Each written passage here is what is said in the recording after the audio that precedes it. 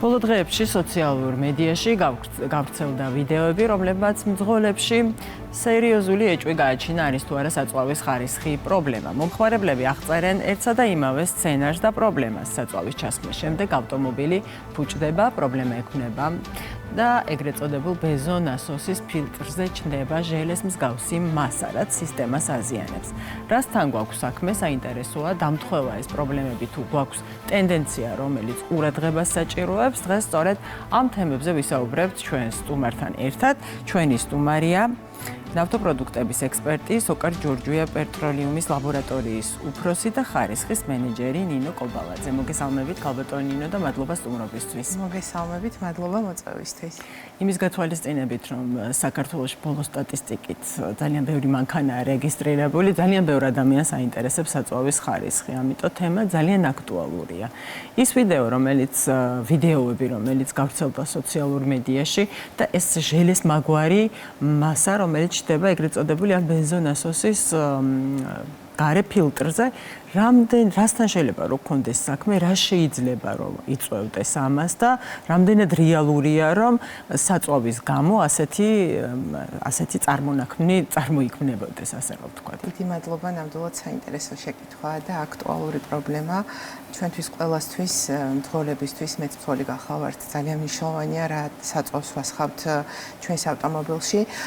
ზოგადად მინდა გითხრათ, რომ ბრენდირებულ ავტოგასამართ სადგურებზე არა მარტო ჩვენს ქსელში, სოკარში, ძირითადად ევროპულის ტიპის საწვავი შემოდის, ბენზინს ძირითადად როგორც მე ვნახე სოციალურ ქსელში, სუპერის ტიპის მარკის საწვავზე იყო პრობლემა და აი ამ ჟელეს მაგვარი ნივთიერების საწვავის ტუმბოზე წარმოქმნის პრობლემა, რამაც გამოიწვია ავტომობილების მასიური დაზიანება. შესაბამისად, ძირითადად ბრენდირებულ ავტოგასამართ სადგურებზე ევროპული ხარისხის, განსაკუთრებით სუპერი შემოდის, რომელიც აკმაყოფილებს საქართველოში მოქმედი სტანდარტების მოთხოვნებს ხარისხთან მიმართებაში, მაგრამ ამას მნიშვნელობა შემდგომ საწვავს როგორ ვუვლით. ანუ საწვავს ჭირდება მოვლა-პატრონობა, განსაკუთრებით სუპერს, რომელიც გახლავთ ყველაზე მაღალი კლასის საწვავი, მაღალი დეტონაციური მედეგობით და ის დანამატები, რომელიც სუპერს აქვს იმისათვის, რომ ზუსტად ეს 98 ოქტანური რიცხვი კონდეს, საჭიროებს სპეციალურ შენახვის პირობებს. აქედან გამომდინარე, ჩვენი ქსელი, ჩვენი ბრენდი სოკარი მუდმივად ზრუნავს იმაზე, რომ რეზერვუარები იქნეს დასუფთავებული, წყლის და მექანიკური მინერალების კონტროლი უნდა ხდებოდეს აუცილებლად რეზერვუარებში, მისი რეცხვა მიმდინარეობს მუდმივად და ასევე ჩვენ გვაქვს ავტოგასამართი სადგურების მუდმივი მონიტორინგი და კონტროლი. აღსანიშნავია, რომ სოკარ ჯორჯია პეტროლიუმი არის ერთადერთი ბრენდი, რომელსაც აქვს აკრედიტებული, ISO სტანდარტებით აკრედიტებული ლაბორატორია, რაც ნიშნავს, რომ ჩვენს მიერ მიღებული შედეგები არის სანდო და საიმედო და აღიარებული მსოფლიო მასშტაბით. შესაბამისად, ჩვენს მიერ ხდება ყველა ეტაპზე საწვავის მიწოდების ჯაჭვი, ხარისხის კონტროლი. ვინც სოკარ ჯორჯია პეტროლიუმში ასხავს საწვავს და განსაკუთრებით სუპერზე საუბარი, მინდა დავამშვიდო, რომ ჩვენ ყველა ავტოგასამართი აი ამ აჟიოტაჟის შემდეგ შევამოწმეთ, ზოგადად გეგმიურად ვახორციელებთ ამ კვლევებს და არსად პრობლემა არ ფიქსირდება. თქვენს კითხვაზე გიპასუხებთ, რამ შეიძლება გამოიწვიოს ეს შეგეხმაროთ. თქვენ რა ჩამოთვალეთ, მაგალითად შენახვის პირობები რომ არ იყოს დაცული ან არ მოწმდებოდეს, ან რეზერვუარების მუდმივი დასუფთავება არ ხდებოდეს, ეს შეიძლება თუ არა ერთობლიობაში ან ცალ-ცალკე გახდეს მიზეზი მსგავსი პრობლემის. ყველა შემთხვევა ინდივიდუალურ კვლევას და ექსპერტულ მიდგომას საჭიროებს.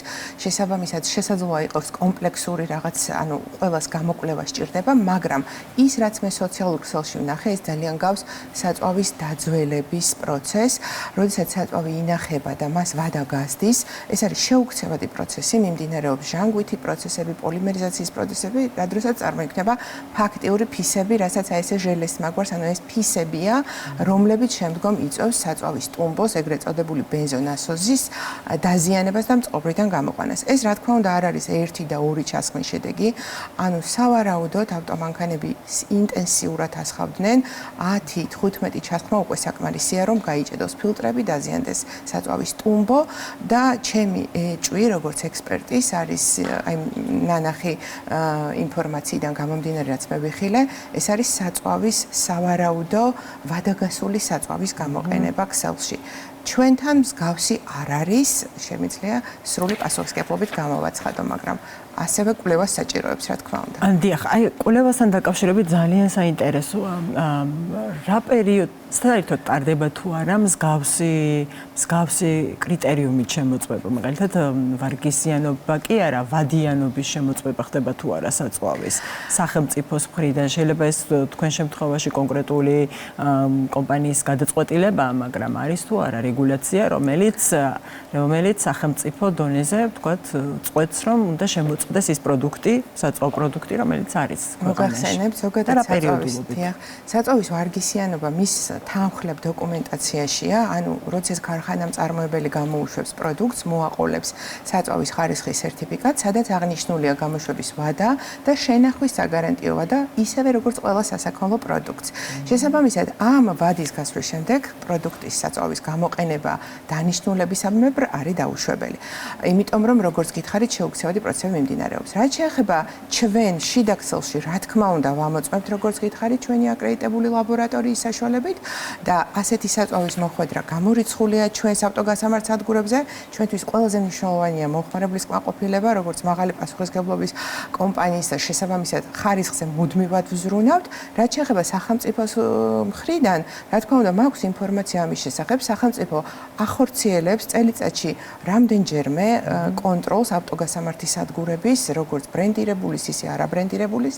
აქ მიმდინარეობს კვლევა, აქ ვარგისიანობის დადგენა აქ ხდება, როგორც ძირითადად ეკოლოგიური მაჩვენებლების, ხომ არ ხდება გარემოს დაბინძურება და არის გარკვეული პარამეტრების ჩამონათვალი, რომლების განსაზღვრაც ხდება სპეციალურ აკრედიტებულ ლაბორატორიებში და შესაბამისად სახელმწიფო ამას აკონტროლებს.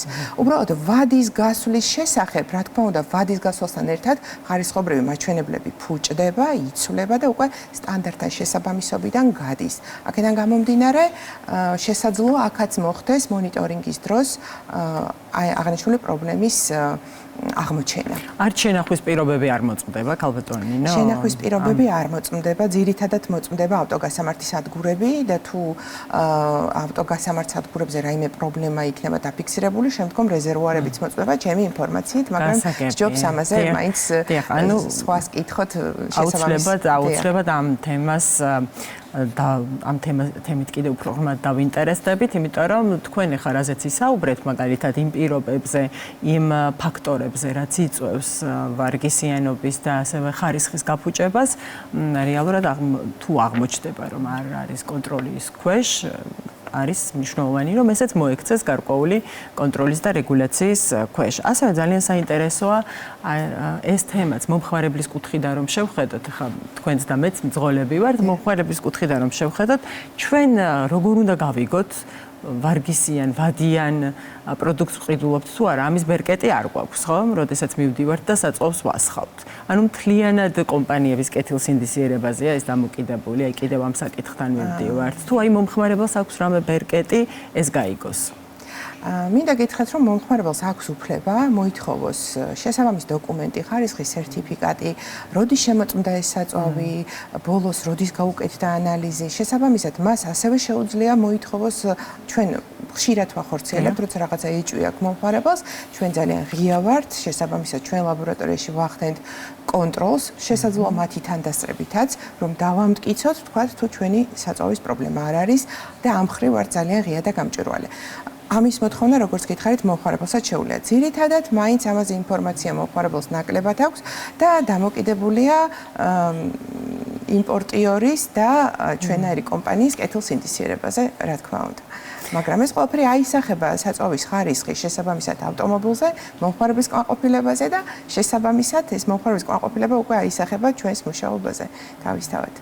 ძალიან დიდი მადლობა, ძალიან საინტერესო და ძალიან მნიშვნელოვანი ინფორმაცია გაგვიზიარეთ და მე როგორც მომხმარებელი გავითვალისწინებ აუცილებლად დავაკვირდები ყველა დეტალს. შევახსენებ ჩვენს მაყურებელს, ჩვენი სტუმარი იყო ნავთობპროდუქტების ექსპერტი, სოკარ ჯორჯია პეტროლეუმის ლაბორატორიის უფროსი და ხარისხის მენეჯერი ნინო კობალაძე.